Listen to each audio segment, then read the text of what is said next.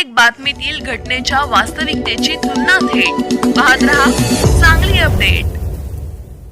भर पावसात महाराष्ट्रातील हजारो वीज कंपन्यांमधील कंत्राटी कामगारांचे कंत्राटी कामगार संघटना संयुक्त कृती समितीच्या नेतृत्वाखाली कंत्राटी कामगार यांच्या मागण्यांसाठी आझाद मैदान मुंबई येथे आंदोलन सुरू आहे। महाराष्ट्र राज्याच्या तीनही वीज कंपनीमध्ये 42,000 कंत्राटी कामगार स्थायी कामगारांच्या बरोबरीने व तेवढ्याच तत्परतेने अतिशय कमी पगारावर काम करीत आहे।